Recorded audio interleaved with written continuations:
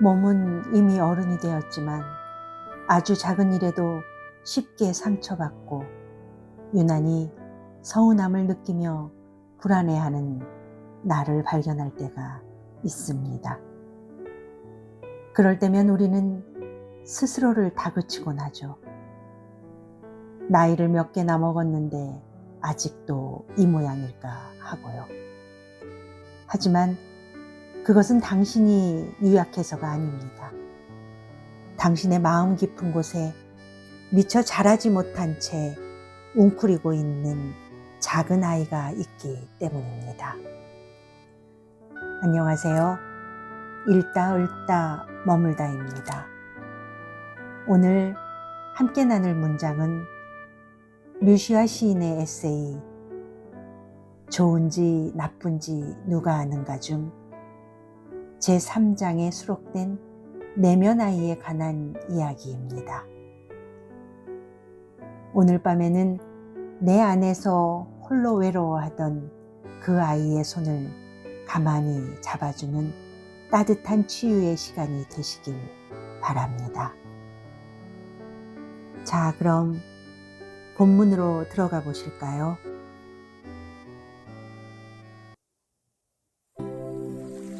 내면 아이. 한때 우리 자신이었던 아이는 일생 동안 우리 내면에서 살고 있다고 프로이드는 말했다. 그리고 릴케는 모든 사람 안에는 사랑받고 싶어하는 아이가 숨어 있다고 썼다. 내가 최초로 자살을 생각한 것은 11살 때의 일이다. 일요일이었던 그날, 옆집 텃밭에서 혼자 흙장난을 하거나 닭들을 쫓아다니고 있었다. 넓은 공간은 아니었지만 어린 나에게는 충분히 큰 세계여서 화살촉처럼 생긴 까만 돌조각도 있고 잘 보면 넝쿨 밑에 붉은색 뱀딸기도 있었다. 돼지는 돼지우리에서 콧구멍에 들어간 밥알을 튕겨내기 위해 킁킁거리다가 나뭇가지로 등을 긁어주면 웃음을 참지 못했다. 봄 내음 물씬한 오후 장다리꽃 위로 나비가 날고 산속 어디에서는 뻐꾸기가 울었다. 그리고 이 모든 평화로움은 내가 모르는 비극을 잉태하고 있었다. 암탉이 꼬꼬거려서 가보니 짚을 깔아준 둥지에 달걀이 하나 놓여 있었다. 이제 막 낳은 후라서 따뜻했다. 매일 하나씩 알을 낳는 우리 식구에게는 더없이 소중한 암탉이었다. 나는 조심스럽게 달걀을 그 자리에 놓아두고 밖으로 달려나갔다. 떼국물 흐르는 친구들이 볼품없는 짝대기를 가지고 일부러 신나게 놀고 있었다. 나도 기다란 짝대기를 들고 돌진했다. 그날 저녁 집에 돌아오자 분위기가 흉흉했다. 낮에 낳은 달걀이 사라진 것이다. 부엌 살림을 책임진 큰 누나를 비롯해 식구들 모두가 나를 범인으로 지목했다. 텃밭에서 곧잘 노는 사람은 나였으며 입가가 지저분해져서 작대기를 들고 나타난 나는 날달걀 몰래 먹은 범인 행색 그 자체였다. 형은 나를 거짓말쟁이로 몰아세웠고 그 벌로 나는 저녁을 굶어야만 했다. 누구도 내 결백을 믿지 않았다. 달걀 하나가 중요할 만큼 가난하기도 했지만 분함을 못 이겨 손등으로 눈물을 닦자 얼굴이 더 지저분해져서 버림받은 아이처럼 되었다. 그때 내가 느낀 것은 슬픔이나 분노가 아니라 무력감이었다. 우리를 쓰러뜨리는 것은 이 무력감이다. 내 힘으로는 아무것도 할 수 없고 아무것도 바로잡을 수 없을 때 우리는 존재가 무너지는 것을 느낀다. 텃밭에 쭈그리고 앉아 울다가 내가 분연히 선택한 것은 죽음이었다. 뒷동산으로 올라가면 떡갈나무 숲이 있었다. 나는 그곳에서 달걀 도둑 누명 쓴 인생을 끝내기로 마음먹고 아무도 붙잡지 않는데 혼자서 뿌리치는 자세로 비탈길을 올랐다. 오래된 나무들 때문에 낮에는 음산함이 느껴지는 곳이었다. 해가 막 지기 시작해 숲 옆 작은 개울이 더 검게 보였다. 그냥 그곳에 움직이지 않고서 있었으면 얼마 안 가 죽게 되리라고 희망하며 막연히 기다리는데 누군가가 나를 뚫어지게 쳐다보는 것이 느껴졌다. 눈물을 훔치고 자세히 보니 초록색 개구리 한 마리가 개울 옆 풀잎에 올라앉아 나를 바라보고 있었다. 아기 청개구리였다. 청개구리는 달아날 생각도 않고 계속해서 나를 쳐다보았다. 한참을 쪼그리고 앉아 청개구리와 나는 서로를 바라보았다. 내가 눈물을 글썽이면 청개구리도 글썽이고, 내가 웃자 입 큰 청개구리도 미소 지었다. 달걀 사건은 상처 입은 아이를 내 안에 남겼다. 그 이후 누군가가 나를 의심하거나 내 진실이 무시당하면 그 상처받은 아이가 전면에 등장해 관계를 파국으로 몰고 갔다. 가족이든 친구든 연인이든 예외가 없었다. 상처받은 아이는 독립된 인격체로 내 안에 머물면서 평생 아물지 않는 화상처럼 누가 건드리는 것을 용납하지 않는다. 신이 만약 내가 원하는 과거 시점으로 너의 인생을 되돌아가게 해주겠다라고 한다면 나는 단연코 그 봄날로 돌아가 달걀을 가지고 있다가 식구들에게 보여주고 싶다. 달걀이 놓여있던 그 장소, 갓 낳은 달걀의 따뜻한 촉감, 날아다니던 배추 흰나비와 돼지의 웃음을 아직도 생생히 기억한다. 자살할 마음을 어느새 잊게 한 청개구리의 금태두른 눈동자도. 심리치료 전문가 존 브래드쇼는 우리 안에 있는 내면 아이에 대해 말한다. 어린 시절의 상처 때문에 우리 안에는 성장하지 못한 내면 아이가 있어서 현재의 삶에 부정적인 영향을 미치고 불안한 심리를 초래한다는 이론이다. 상처가 채 아물기도 전에 어른이 되어 버렸기 때문에 인격의 한 측면이 과거의 어느 시절에 고착되어 있다는 것이다. 첫사랑과도 그렇게 해서 헤어졌다. 무심코 나를 의심했다는 이유만으로 나는 얼음처럼 차가워졌고, 두 번째로 의심받자 냉정하게 결별을 선언했으며, 그것은 그녀와 나 자신에게 회복할 길 없는 상처를 남겼다. 상처받는 내면 아이는 완벽한 사랑의 대상을 찾아 헤매지만 불완전한 관계에 실망하고 좌절하면서 상대방에게도 깊은 상처를 준다. 그리고 자신도 모르게 같은 패턴의 행동을 반복한다. 명상센터에서 만난 프랑스 여성 마르타는 7살의 아버지가 갑자기 집을 나가서 돌아오지 않았다.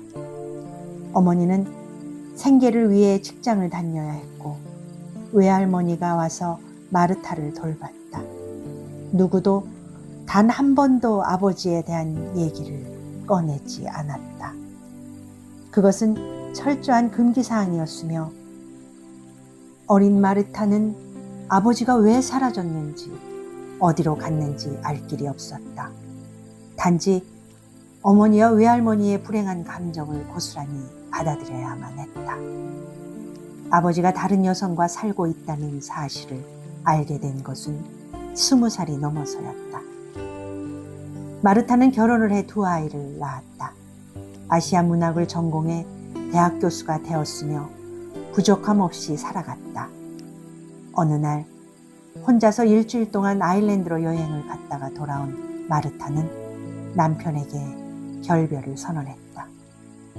누구도 그녀의 돌연한 결정을 되돌릴 수 없었다. 납득할 만한 이유도 없었으며 그것으로 끝이었다. 남편은 떠나야 했고 자신의 외할머니가 그랬듯이 마르타의 어머니가 와서 아이들을 돌봤으며 두 아이에게 트라우마가 대물림되었다. 그녀는 나중에 알게 되었다. 남편이 돌연 자신을 떠남으로써 자기가 버림받을지 모른다는 강박감 때문에 그녀 내면에 놀란 아이가 먼저 결별을 선언했다는 사실을. 과거에 일어난 두려움과 앞으로 또 그러하리라는 두려움에 시달리는 내면 아이가 치유되지 못한 상실과 무력감 속에 자기 방어를 한 것이다. 누구나 내면에 상처 입은 아이가 있다. 아무도 안아주지 않고 외롭게 내버려둔 아이가 그 아이로 인해 인간관계가 힘들어지고 감정이 폭발하고 삶이 헝클어진다. 브래드쇼는 이 내면 아이가 사람들이 겪는 불행의 가장 큰 원인이라고 말한다. 옛날 먼 나라에 한 어린 왕자가 살았다. 왕자는 몸이 약해 늘 고통받았다. 병약한 왕자에게 지친 왕이 왕자를 성의 외딴방에 가두고 너의 마음에 기쁨이 찾아올 때까지 절대로 밖으로 나오지 말라고 명령했다. 하지만 왕자는 불행과 고통밖에는 발견할 수 없었다. 그래서 외딴방에서 언제까지나 혼자 지내야 했다. 왕자는 몸과 마음이 아프고 도움이 필요했다. 어떤 방법으로든 왕자를 치료해 외딴방에서 나오게 돕는 것은 왕의 책임이었다. 이 왕자가 바로 우리 안에 상처받는 내면 아이이며 왕은 우리 자신이다. 그 아이가 그곳에 있다. 자신을 보호받지 못하는 외로운 고아라고 느끼는 아이가 실제로는 더 잘 살고 싶고 인생을 더 소중히 만들고 싶어하는 아이가 그 내면 아이를 다시 삶으로 돌아오게 만드는 것은 타인이 아니라 우리 자신이어야 한다.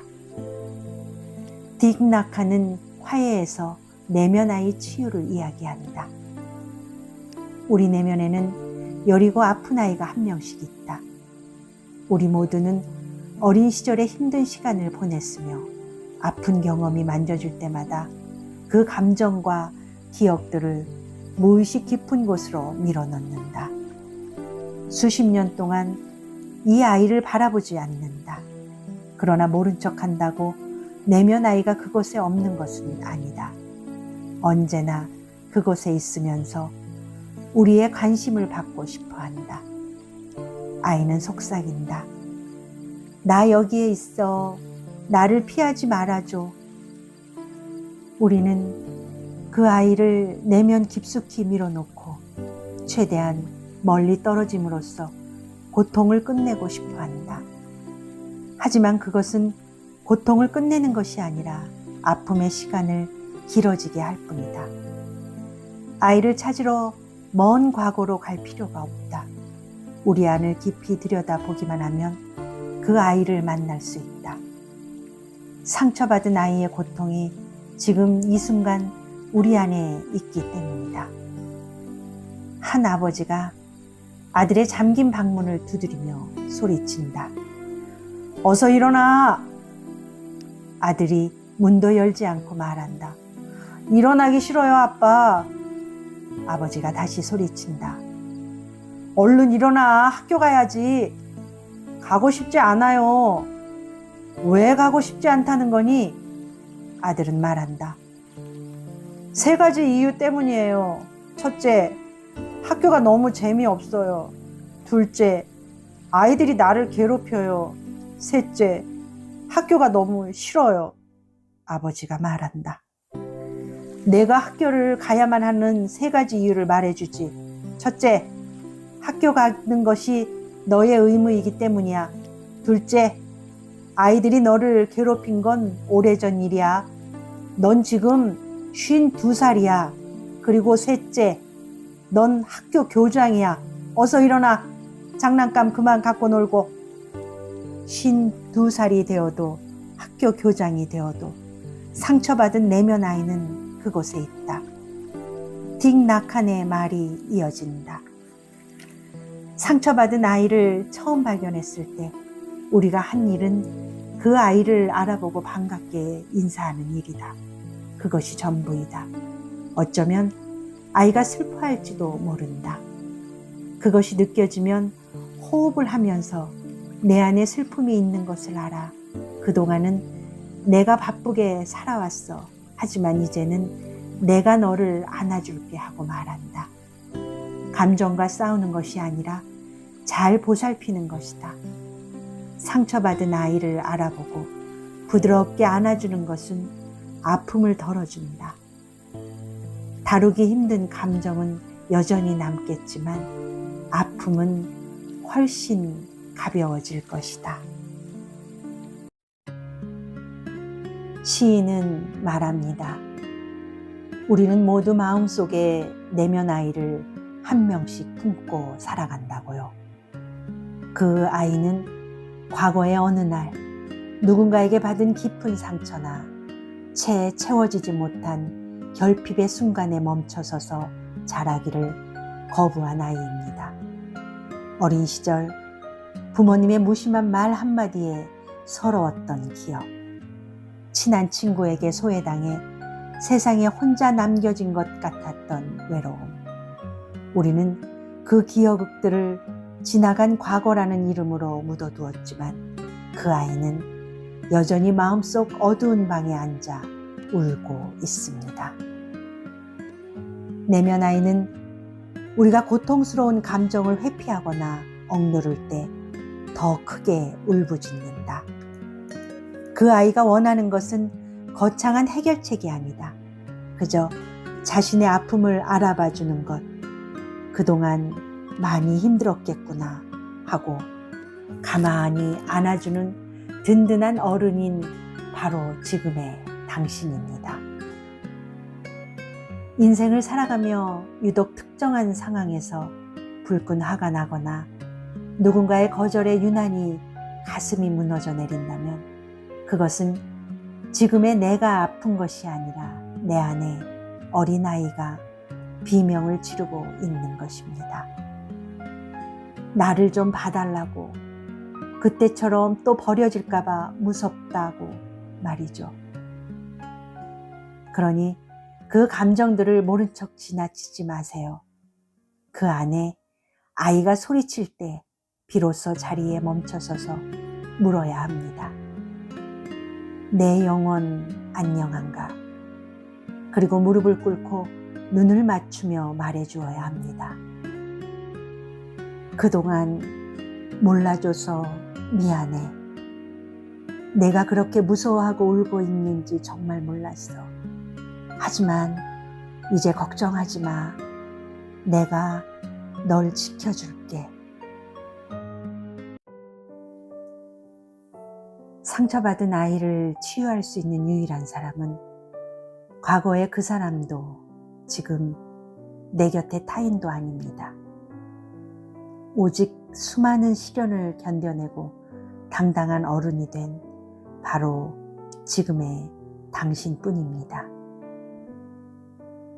오늘 밤에는 잠들기 전 가슴에 두 손을 얹고 내 안의 작은 아이에게 다정한 인사를 건네보세요. 나는 너와 함께 있을 때 내가 가장 좋아 라고요. 그 따뜻한 고백 속에서 내면의 아픔이 눈 녹듯 사라지고 기적 같은 평온이 찾아올 것입니다. 오늘 낭독이 여러분의 마음을 따뜻하게 안아주었다면 구독과 좋아요로 온기를 나누어 주세요. 오늘 밤은 내 안의 아이와 함께 그 어느 때보다 포근하고 다정한 꿈을 꾸시길 바랍니다. 지금까지 읽다 읊다 머물다이였습니다. 고맙습니다. 편안한 밤 되세요.